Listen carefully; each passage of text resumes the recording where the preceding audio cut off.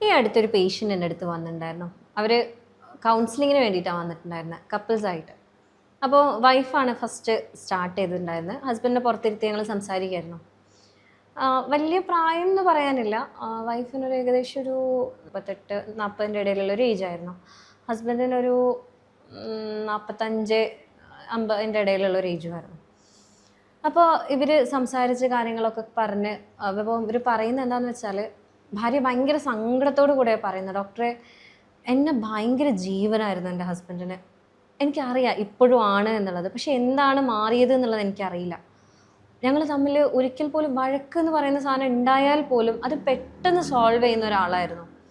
ഞാൻ എങ്ങനെ അടി ഉണ്ടാക്കാൻ നോക്കിക്കഴിഞ്ഞാലും അതിനെ സോൾവ് ചെയ്ത് കൊണ്ടുവരുന്ന ഒരാളാണ്.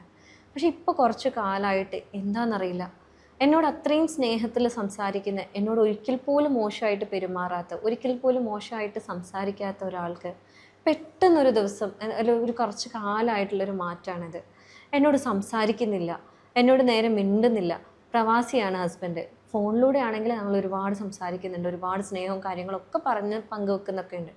പക്ഷേ നാട്ടിലെത്തിക്കഴിഞ്ഞാൽ ആൾക്ക് എൻ്റെ കൂടെ സ്പെൻഡ് ചെയ്യാൻ സമയം തോന്നുന്നില്ല. ഞാൻ ഉറങ്ങിക്കഴിഞ്ഞിട്ടാണ് ബെഡ്റൂമിൽ വരുന്നത്. അല്ലെങ്കിൽ പലപ്പോഴായിട്ട് എന്നെ അവോയ്ഡ് ചെയ്യുന്ന പോലെയൊക്കെയാണ് തോന്നുന്നത്. ഞാൻ പോരാത്തത് കൊണ്ടാണോ, എൻ്റെ ശരീരം മൂപ്പരിനെ അട്രാക്റ്റ് ചെയ്യാത്തത് കൊണ്ടാണോ, അല്ലെങ്കിൽ എനിക്ക് വേറെ എന്തെങ്കിലും പ്രശ്നം ഉള്ളത് കൊണ്ടാണോ, ഞാൻ ഇതിന് കാരണങ്ങൾ തപ്പി നടന്ന് മടുത്തിട്ടുണ്ട് ഡോക്ടറെ. ഇതിനെങ്ങനെയെങ്കിലും ഒരു പോംവഴി കാട്ടി തരണേ എന്ന് പറഞ്ഞിട്ടാണ് അവർ വരുന്നത്. അവരിരുന്ന് കരയാണ്, എന്ത് ചെയ്തിട്ടും മാറ്റമില്ല, എന്നെ കൊണ്ട് പറ്റുന്ന എല്ലാ രീതിയിലും ഞാൻ മാറാൻ ശ്രമിക്കുന്നുണ്ട് എന്ന് പറഞ്ഞിട്ടുണ്ടായിരുന്നു. അങ്ങനെ ഹസ്ബൻഡിനെ റൂമിലേക്ക് ക്ഷണിച്ച് ആളോട് കാര്യങ്ങളൊക്കെ സംസാരിച്ച് വൈഫിനെ പുറത്തിരുത്തിയിട്ട്. അപ്പോൾ ഹസ്ബൻഡിനോട് ഞാൻ ചോദിച്ചു, എന്താണ് ശരിക്കും പ്രശ്നം, വേറെ എന്തെങ്കിലും ഇഷ്യൂസ് ഉണ്ടോ, വൈഫിന് വേറെ എന്തെങ്കിലും റിലേഷൻഷിപ്പ് ഉള്ളത് കൊണ്ടാണോ, നിങ്ങൾക്ക് ഇനി വേറെ എന്തെങ്കിലും റിലേഷൻഷിപ്പ് ഉള്ളത് കൊണ്ടാണോ എന്നൊക്കെ ചോദിച്ചപ്പം അവർ കരയാൻ തുടങ്ങി. ഹസ്ബൻഡ് പറയുന്നത്, ഡോക്ടറെ എൻ്റെ മനസ്സിൽ എൻ്റെ വൈഫ് അല്ലാതെ വേറൊരു സ്ത്രീ ഇതുവരെ ഉണ്ടായിട്ടില്ല. ഞാൻ അവളെ പൊന്നുപോലെയാണ് നോക്കുന്നത്, എനിക്ക് അത്രയും അവളെ ഇഷ്ടമാണ്. അപ്പം ഈ പറഞ്ഞതും ഇവർ പറയുന്നതും തമ്മിൽ കോറിലേറ്റ് ചെയ്യാൻ പറ്റുന്നില്ല എത്രയായിട്ടും. അപ്പോൾ അവരോട് ഞാൻ ചോദിച്ചു, പിന്നെ എന്തിനാണ് നിങ്ങളിങ്ങനെ ബിഹേവ് ചെയ്യുന്നത്, നിങ്ങളെ വൈഫിനെ നിങ്ങൾ എന്തിനാണ് അവോയ്ഡ് ചെയ്യുന്നത്, നിങ്ങൾക്ക് കൂട്ടിപ്പിടിച്ചുകൂടെ, എന്തിനാ പിന്നെ സ്നേഹമുള്ളത് ഉള്ളിൽ ഒതുക്കി എന്തിനാ ഇങ്ങനെ ദേഷ്യം പ്രകടിപ്പിക്കുന്നതെന്ന് വെച്ചപ്പം, ഞാൻ സ്നേഹം പ്രകടിപ്പിച്ച് കഴിഞ്ഞാൽ ഡോക്ടർക്ക് അറിയോ, കുറച്ച് കാലമായിട്ട് എനിക്ക് ഉദ്ധാരണം എന്ന് പറയുന്ന സാധനം കിട്ടുന്നില്ല. ഞാൻ എന്തൊക്കെ ശ്രമിച്ചിട്ടും എൻ്റെതായ രീതിയിൽ ഭക്ഷണത്തിൽ മാറ്റം വരുത്തി, പലരും പല എക്സസൈസുകൾ പറഞ്ഞു, അത് ചെയ്തു നോക്കി, ഓൺലൈനിൽ കിട്ടുന്ന കുറേ മരുന്നുകൾ എടുത്ത് കഴിച്ചു, ഒരു രീതിയിൽ പോലും എനിക്ക് മാറ്റം കിട്ടുന്നില്ല. ഉദ്ധാരണം എന്ന് പറയുന്ന സാധനം പോലും എനിക്കില്ല. ഞാൻ സ്നേഹത്തോടെ പ്രകടിപ്പിക്കുന്ന കാര്യങ്ങൾ, അല്ലെങ്കിൽ സ്നേഹിച്ച് കാര്യങ്ങൾ പറയുന്ന സമയത്ത് അവൾക്ക് എന്നോട് തോന്നുന്ന ആ ഒരു താല്പര്യം ഉണ്ടല്ലോ, ശാരീരികമായിട്ട് ഒരു താല്പര്യം എന്തായാലും സ്ത്രീക്ക് തോന്നില്ലേ. കാരണം ഞങ്ങൾ കുറേ കാലമായിട്ട് അകന്ന് നിൽക്കുകയാണ്, കൂടെ വരുമ്പോഴെങ്കിലും ഇത് വേണമെന്ന് ആഗ്രഹിക്കുന്നുണ്ടാവുമല്ലോ അവൾ. പക്ഷെ ആ സമയത്ത് എന്നെക്കൊണ്ട് പറ്റുന്നില്ല എന്ന് അവൾ മനസ്സിലാക്കി കഴിഞ്ഞു കഴിഞ്ഞാൽ അവൾക്കുണ്ടാകാൻ പോകുന്ന നിരാശ, അവൾക്കുണ്ടാവാൻ പോകുന്ന സങ്കടം, അതെനിക്ക് ഒരിക്കലും സഹിക്കാൻ പറ്റില്ല എന്ന് പറഞ്ഞ ആൾ കരയാണ്. ആൾക്ക് പിന്നീടൊന്നും പറയാൻ കഴിയുന്നില്ല. ഇവർ വിചാരിച്ച് വെച്ചിരിക്കുന്നത് എന്താണെന്ന് വെച്ചാൽ, ഇങ്ങനെ ഒരു പ്രശ്നം, ഉദ്ധാരണക്കുറവ് വന്നു കഴിഞ്ഞാൽ, അല്ലെങ്കിൽ ഉദ്ധാരണം നഷ്ടപ്പെട്ട് കഴിഞ്ഞാൽ പിന്നീട് ഒരിക്കലും അത് ശരിയാക്കാൻ പറ്റില്ല എന്നുള്ളൊരു തെറ്റിദ്ധാരണയായിരുന്നു. പക്ഷേ പിന്നീട് നമ്മളത് റിപ്പീറ്റഡ് ആയിട്ട് സെഷൻസ് നടത്തി, കൗൺസിലിംഗ് നടത്തി, അതിൻ്റെ കൂടെ മെഡിസിൻസ് ഒക്കെ കൊടുത്തു കഴിഞ്ഞപ്പം ഒരു 3-4 മാസത്തിൽ തന്നെ ആൾ പിന്നീട് പ്രവാസ ജീവിതം നിർത്തി. കാരണം ഇത്തരം പ്രശ്നങ്ങൾ കാരണം ഉണ്ടാകുന്ന അവർ തമ്മിലുണ്ടാകുന്ന സംഘർഷം ഇനി നീണ്ടു നിന്ന് കഴിഞ്ഞാൽ അവർ വീണ്ടും അകന്നു പോയാലോ എന്നുള്ളൊരു പേടി ആളുടെ ഉള്ളിലേക്ക് ഞാൻ ഇൻജെക്ട് ചെയ്തു. കാരണം അല്ലാത്ത പക്ഷം, കാരണം ഈ ഒരു ഇവരുടെ സ്നേഹത്തിൻ്റെ പുറത്ത് ഇവർ കാണിക്കുന്ന ആ ഒരു ദേഷ്യം ഭാര്യയ്ക്ക് റിപ്പീറ്റഡ് ആയിട്ട് കിട്ടിക്കഴിഞ്ഞാൽ, ഒരു അവഗണനയും കാര്യങ്ങളൊക്കെ റിപ്പീറ്റഡ് ആയിട്ട് ഉണ്ടായിക്കഴിഞ്ഞാൽ സ്വാഭാവികമായിട്ടും ഏതൊരു സ്ത്രീക്കും തോന്നുന്ന ഒരു അകൽച്ച അവിടെ ഉണ്ടാവാൻ സാധ്യതയുണ്ട്. അപ്പം പിന്നീട് അവരെ നിർത്തി, അവരെ നാട്ടിൽ വന്ന് നമ്മളെടുത്ത് ട്രീറ്റ്മെൻറ്റ് ചെയ്ത് ഒരു 4-4.5 മാസത്തിൽ തന്നെ ആൾക്ക് നല്ല മാറ്റങ്ങളും ആൾ പഴയ രീതിയിലേക്ക് തന്നെ കൊണ്ടുവരാൻ നമുക്ക് സാധിച്ചിട്ടുണ്ടായിരുന്നു. അപ്പോൾ ഇതിൽ പറയാനുള്ളത്, നമ്മൾ ഇന്നത്തെ വീഡിയോയിൽ കാര്യമായിട്ട് പറയാനുള്ളത്, എന്താണ് ഈ ഉദ്ധാരണക്കുറവ്, എന്തുകൊണ്ടൊക്കെയാണ് ഇത് വരുന്നത്, എന്തൊക്കെയാണ് നമ്മളായിട്ട് ശ്രദ്ധിക്കേണ്ടത്. ഇത് നമ്മുടെ ശരീരം പല രീതിയിലുള്ള സിംറ്റംസ് തരുന്നുണ്ട്. അത് ശ്രദ്ധിച്ചു കഴിഞ്ഞാൽ തന്നെ നിങ്ങൾക്ക് ഒരു മരുന്നുമില്ലാതെ പഴയ രീതിയിലേക്ക് തിരിച്ചു പോകാൻ കഴിയും. ഇനി ഏത് സാഹചര്യത്തിലാണ് നിങ്ങൾ മെഡിസിൻ എടുക്കേണ്ടത് എന്നുള്ള കാര്യങ്ങളാണ്. അപ്പോൾ ഞാൻ ഡോക്ടർ ഹിബ അബ്ദുൽ മജീദ്, ഡോക്ടർ ഹിബ സരോവിയ, പെരിന്തൽമണ്ണ.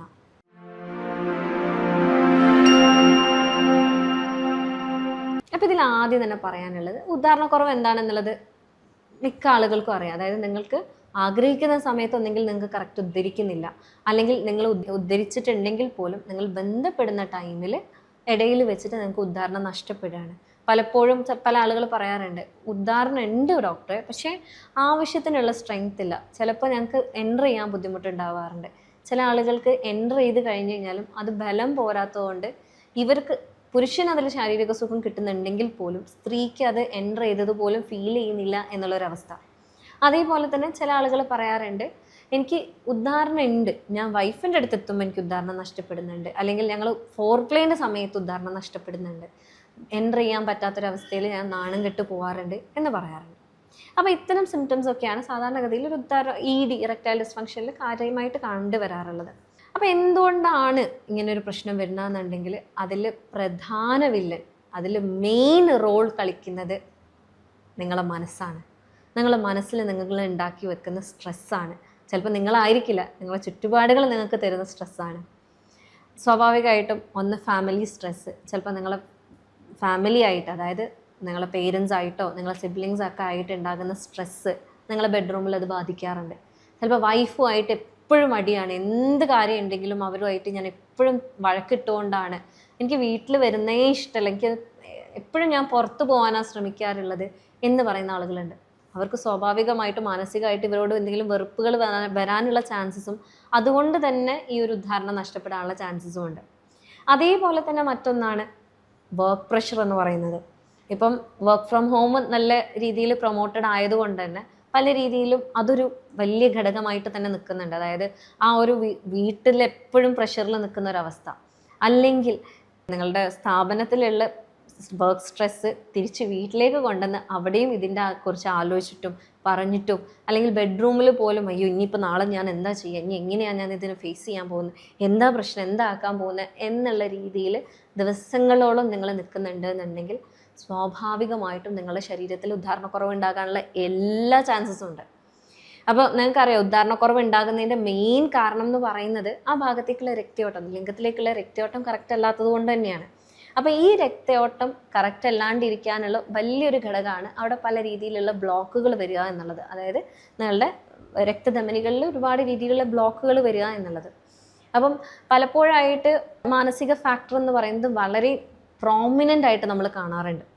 അതേപോലെ മറ്റു കാരണങ്ങൾ എന്ന് പറയുന്നത്, ഇപ്പോൾ ഷുഗർ ഉള്ള ഒരാളാണെന്നുണ്ടെങ്കിലും സ്വാഭാവികമായിട്ടും നിങ്ങൾക്ക് ചെറിയ ചെറിയ രീതിയിലുള്ള ബ്ലോക്കുകൾ വരാനുള്ള ചാൻസസ് ഉണ്ട്. നിങ്ങളുടെ കൺട്രോൾഡ് അല്ല, അല്ലെങ്കിൽ ഒരുപാട് കാലമായിട്ട് ഷുഗറിന് മരുന്ന് കഴിക്കുന്ന ഒരാളാണെന്നുണ്ടെങ്കിൽ അതിനുള്ള ചാൻസസ് വളരെ കൂടുതലാണ്. അതുകൊണ്ട് തന്നെ അല്ലെങ്കിൽ ശാരീരികമായിട്ടുള്ള ക്ഷീണം വരാനും ഈ രക്തധമനികളിൽ പല രീതിയിലുള്ള ചെറിയ ചെറിയ ബ്ലോക്കുകൾ വരാനും അത് കാരണം അങ്ങോട്ടേക്കുള്ള രക്തയോട്ടം കറക്റ്റ് എത്താത്തത് കൊണ്ട് തന്നെ ഈ ഒരു ഉദ്ധാരണക്കുറവ് ഉണ്ടാകാവുന്നതാണ്.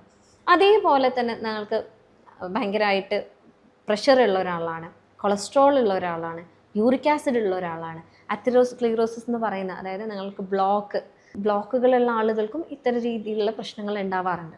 അതേപോലെ തന്നെ പറയാനുള്ളതാണ്, നിങ്ങൾ എന്തെങ്കിലും മരുന്നുകൾ എടുക്കണമെന്നുണ്ടെങ്കിൽ അതിൻ്റെ ആഫ്റ്റർ എഫക്റ്റ് ആയിട്ട് ഇത്തരം ബുദ്ധിമുട്ടുകൾ വരാറുണ്ട്. പ്രത്യേകിച്ച് സൈക്യാട്രിക് റിലേറ്റഡ് ആയിട്ടുള്ള മരുന്നുകൾ എടുക്കുന്നുണ്ടെന്നുണ്ടെങ്കിൽ, അത് മരുന്ന് കാരണമാണ് എന്നുണ്ടെങ്കിൽ നിങ്ങൾ എന്തായാലും നിങ്ങളുടെ ഡോക്ടറെ സമീപിക്കേണ്ടതാണ്. ഇത് കാരണം എനിക്ക് ഈ പ്രശ്നം വരുന്നുണ്ട് എന്ന് പറഞ്ഞിട്ട്.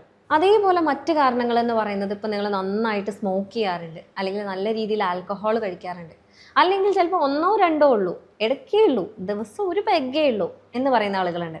പക്ഷേ ഇങ്ങനെയായാലും ഇതിലുള്ള ചില കണ്ടൻസ് നിങ്ങളുടെ ശരീരത്തിൽ പല രീതിയിലുള്ള ഇഞ്ചുറീസ് ഉണ്ടാക്കാൻ, ഇപ്പോൾ നിക്കോട്ടിൻ സ്മോക്ക് ചെയ്യുന്ന സമയത്ത് നിക്കോട്ടിനാണ് നിങ്ങളുടെ ശരീരത്തിലേക്ക് കയറുന്നത്. അത് പെട്ടെന്ന് തന്നെ നിങ്ങളുടെ ശരീരത്തിലുള്ള രക്തധമനികളിൽ പല രീതിയിലുള്ള ഇഞ്ചുറീസ് ഉണ്ടാക്കി അവിടെ ബ്ലോക്ക് വരുത്താനുള്ള, അല്ലെങ്കിൽ അവിടെ പല രീതിയിൽ ഇപ്പോൾ ഒരു പൈപ്പിൻ്റെ അകത്ത് ചളി കുടുങ്ങുന്ന രീതിയിലാണ്. ഫുള്ളായിട്ട് കുടുങ്ങിക്കഴിഞ്ഞാൽ തീരെ ഉദ്ധാരണം ഉണ്ടാവില്ല, അവിടെയും ഇവിടെയും കുടുങ്ങിക്കഴിഞ്ഞ് കഴിഞ്ഞാൽ ചെറിയ രീതിയിൽ അങ്ങോട്ടേക്ക് രക്തം ഓടുള്ളൂ എന്നല്ലേ, അതേപോലെ തന്നെ നിങ്ങളുടെ ഈ ഒരു രക്തധമനികളിൽ ഉണ്ടാകുന്ന അവസ്ഥയാണ്.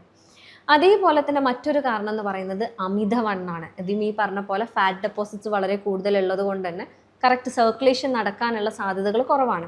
അതേപോലെ മറ്റൊരു കാരണം എന്ന് പറയുന്നത്, നിങ്ങൾക്ക് പണ്ട് എന്തെങ്കിലും ഒരു രീതിയിലുള്ള ഇഞ്ചുറി ആ ഒരു ഭാഗത്തേക്ക് വന്നിട്ടുണ്ടെങ്കിൽ, അതായത് ക്ഷതം എന്തെങ്കിലും, ചിലപ്പോൾ നിങ്ങൾ മാസ്റ്റർബേറ്റ് ചെയ്ത സമയത്താവാം, നിങ്ങൾ സെക്സ് ചെയ്ത സമയത്താവാം, അല്ലെങ്കിൽ ചിലപ്പോൾ നിങ്ങൾ കളിക്കുന്ന ടൈമിൽ ആ ഒരു ഭാഗത്തേക്ക് പന്ത് കൊണ്ടതോ, അല്ലെങ്കിൽ എന്തെങ്കിലും ഒരു സാധനം ഭയങ്കരമായിട്ട് അവിടെ ഹിറ്റ് ചെയ്തിട്ട് അവിടെ എന്തെങ്കിലും രീതിയിൽ വേദനകൾ വന്ന് അത് പിന്നീട് ഒരു കല്ലപ്പായിട്ടോ അല്ലെങ്കിൽ ആ ഒരു രീതിയിലേക്ക് പോയി ആ ഒരു ഭാഗത്തേക്കുള്ള രക്തയോട്ടം കറക്റ്റായിട്ടില്ല എന്നാണെങ്കിലും ഇത്തരം പ്രശ്നങ്ങൾ ഉണ്ടാവാറുണ്ട്.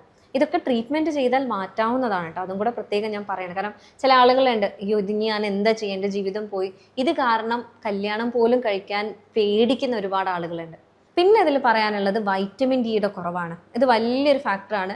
പോസ്റ്റ് കൊറോണ എനിക്ക് തോന്നുന്നു ഏകദേശം ഒരു 50% 50% ആളുകൾക്കും വൈറ്റമിൻ ഡിയുടെ കുറവുണ്ട്. കാരണം നമ്മളെപ്പോഴും അകത്താണ്, വീടിൻ്റെ അകത്താണ്, പുറത്ത് വെയിൽ കൊള്ളലെന്ന് പറയുന്നത് വളരെ കുറവാണ്.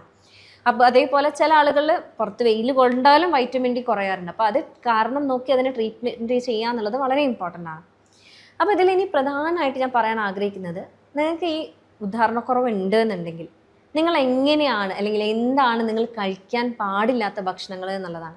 അതിൽ പ്രത്യേകമായിട്ട് പറയാനുള്ളത് ജങ്ക് ഫുഡ്സ്, അതേപോലെ നല്ല എണ്ണയിൽ മുരിച്ച് കഴിക്കുന്ന ഭക്ഷണങ്ങൾ, അല്ലെങ്കിൽ വല്ലാണ്ട് എണ്ണ ഡ്രിപ്പ് ചെയ്തിരിക്കുന്ന ഭക്ഷണങ്ങൾ, പ്രോസസ്ഡ് ആയിട്ടുള്ള ഫുഡ്സ്, ഇതെല്ലാം കഴിക്കുമ്പോൾ എന്താണെന്ന് വെച്ചാൽ നിങ്ങളുടെ ശരീരത്തിൽ ഫ്രീ റാഡിക്കൽസ് കൂടുകയാണ്. അതായത് അതിൻ്റെ വേസ്റ്റ് പ്രോഡക്റ്റാണ് ഈ ഫ്രീ റാഡിക്കൽസ് എന്ന് പറയുന്നത്. ഈ ഫ്രീ റാഡിക്കൽസിന് വെറുതെ ഇരുന്ന് കഴിഞ്ഞാൽ അവിടെ ഇവിടെ പോയിട്ട് ഓരോ എന്താ പറയുക നീർക്കെട്ടുകൾ ഉണ്ടാക്കുന്ന ഒരു സ്വഭാവമുണ്ട്. ഈ നീർക്കെട്ടുകൾ പോയി ഉണ്ടാക്കി അത് സ്വാഭാവികമായിട്ട് രക്തധമനിക്കകത്താണെന്നുണ്ടെങ്കിൽ അത്തരം നീർക്കെട്ടുകൾ ഉണ്ടായിക്കഴിഞ്ഞാൽ പിന്നീട് അതൊരു ബ്ലോക്കായിട്ട് മാറാനും ആ ഒരു ഭാഗത്തേക്കുള്ള രക്തയോട്ടം കുറയാനുള്ള ചാൻസസ് വളരെ കൂടുതലാണ്. അതേപോലെ തന്നെ പറയാനുള്ളതാണ് നല്ല സോൾട്ടഡ് ആയിട്ടുള്ള ഭക്ഷണങ്ങൾ, അതായത് ഉപ്പിലിട്ട ഭക്ഷണങ്ങൾ കഴിക്കാതിരിക്കുക എന്നുള്ളത്. ഇനി എന്തൊക്കെയാണ് അപ്പോൾ കഴിക്കേണ്ടത് എന്ന് ചോദിക്കുകയാണെന്നുണ്ടെങ്കിൽ ആദ്യം തന്നെ പറയാനുള്ളത് നല്ല രീതിയിൽ വൈറ്റമിൻ സി റിച്ച് ആയിട്ടുള്ള ഭക്ഷണങ്ങൾ കഴിക്കുക. അതായത് നിങ്ങൾ ഫ്രൂട്ട്സ് ആണെങ്കിൽ ഗ്രേപ്പ് ഫ്രൂട്ട്സ് കഴിക്കുക, ഓറഞ്ച് കഴിക്കാം, മുസമ്പി കഴിക്കാം, നെല്ലിക്ക കഴിക്കാം. ഇതൊക്കെ വൈറ്റമിൻ സി റിച്ച് ആയിട്ട് നിൽക്കുന്നതാണ്. അതേപോലെ ബെറീസ് കഴിക്കാം, സ്ട്രോബെറി, ബ്ലൂബെറി, മൾബെറി ഒക്കെ വളരെ റിച്ചാണ്. അതേപോലെ തന്നെ പറയാനുള്ളതാണ് ഒരു മെജോറിറ്റി ഒരു ആഴ്ചയിൽ ഒരു 2-3 തവണയെങ്കിലും നിങ്ങൾ ഗ്രീൻ ലീഫി വെജിറ്റബിൾസ്, അതായത് നല്ല പച്ച ഇലക്കറികൾ കഴിക്കുന്നുണ്ടെന്ന് ഉറപ്പുവരുത്താം. ഇതെന്താണെന്ന് വെച്ചാൽ നിങ്ങളുടെ ശരീരത്തിൽ നേരത്തെ പറഞ്ഞ ഫ്രീ റാഡിക്കൽസ് ഉണ്ടല്ലോ, അത്തരം പ്രശ്നങ്ങളെ ഇല്ലാണ്ടാക്കാനും നിങ്ങളുടെ ശരീരത്തിനെ ഒന്നും കൂടെ ഉന്മേഷപരമായിട്ട് ഉണ്ടാക്കി കൊണ്ടുവരാനും ഇത് വളരെയേറെ ഹെൽപ്പ് ചെയ്യുന്നുണ്ട്.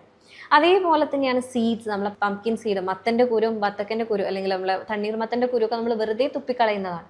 ഇതിലൊക്കെ ഒമേഗ 3 ഫാറ്റി ആസിഡ്സ് വളരെ കൂടുതലുള്ളത് കൊണ്ട് തന്നെ ഈ ഭാഗത്തേക്കുള്ള രക്തയോട്ടം കൂട്ടാനും ആൻറ്റി ഓക്സിഡൻ്റ് ആയിട്ട് വർക്ക് ചെയ്ത് എന്തെങ്കിലും ബ്ലോക്കുകൾ ഉണ്ടാക്കുന്നുണ്ട് അല്ലെങ്കിൽ എന്തെങ്കിലും രീതിയിലുള്ള നീർക്കെട്ടുകൾ ഉണ്ടാവുന്നുണ്ടെന്നുണ്ടെങ്കിൽ അതിനെ ഇല്ലായ്മ ചെയ്യാനും വളരെയേറെ ഹെൽപ്പ് ചെയ്യുന്നുണ്ട്. അതേപോലെ പറയാനുള്ളതാണ് വൈറ്റമിൻ B9 കഴിക്കുന്നത് വളരെ നല്ല, ഫോളേറ്റ് കഴിക്കുന്നത് നല്ലതാണ്. അത് കൂടുതലായിട്ട് റിച്ച് ആയിട്ട് കാണുന്നത് നമ്മളുടെ ചിക്കൻ്റെ ബ്രസ്റ്റ്, അതേപോലെ ബീഫിൻ്റെ കരളിൽ, ഇതൊക്കെ വളരെ റിച്ചാണ്.